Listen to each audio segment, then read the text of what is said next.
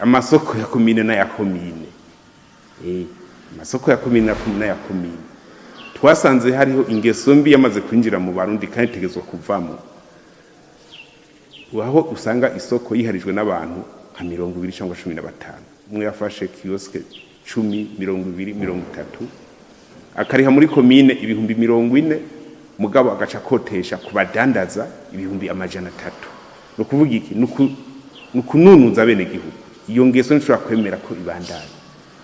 urumva komine itwaye ibihumbi 40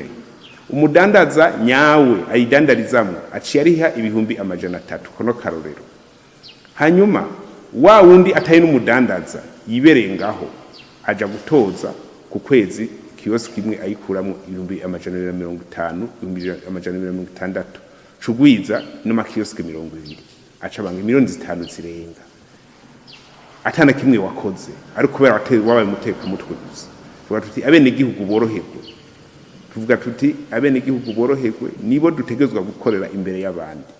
ntihagire uguma avuga ngo azojya atarushe bose nibemere babiri ntuguta uko abandi babiri ntuguta kandi nibi vyuko ibiciro biguma biduga vy'ibintu nivyo byose birimwo none ivyo bihumbi 150 yarengeje ko yahaye wa muntu yirirwa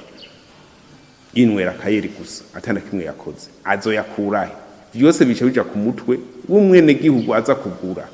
kuko ayo mafaranga ategezwa kuyisubiza ayisubiza gute ashaduze igiciro tuvuga tuti rero umwene gihugu tumushira imbere muri byose na hose bavuga ngo na makioske yiwabo yabaye iwabo ryari nta naribo amasoko yagubaswe na komine gusa harabaye ubujanja ibyo twavuyemo muri iyo myaka iheze byaraturuhije cyane kandi nabene gihugu turashima ko batubwira neza na neza ido nido kungene igihugu habayemo kutagitunganya neza kugira ibishobora gukosorwa tubikosora tuvuga tuti rero urya ariko aradandariza muri rya kioske yahora ayikotesheje nagiranira amasezerano na komine arihe ibyo 40 wo hagati avemwo aje gukora ibindi bikorwa birashoboka ko ashobora kwiteza imbere nawe nyene kiretse ko usanga baramaze kuba abanebwe bagiye ivyo batabiriya kuya ni nk'ubusuma ushobora kuvuga ko umuntu aza kuguha amafaranga ibihumbi 240 ingahe yiri waradandaza yabizi ntuguta yacotse we nawe wibereye muhiya atana kimwe kurakora komine yitwa ko ariyo nyenye niyo kiosk atana kimwe wayibwiye ikibabaje nuko numvise ko n'amakiosk bayagurishije akagurisha ama shop ya komine ukazomba ngo yagurishije miliyoni 200 ugurisha kibanza cha komine nkande indi yaguha ububasha nkuko ivyo nivyo dushaka tukuvuga tuti ivya komine bivya komine by'abene gihugu ukoze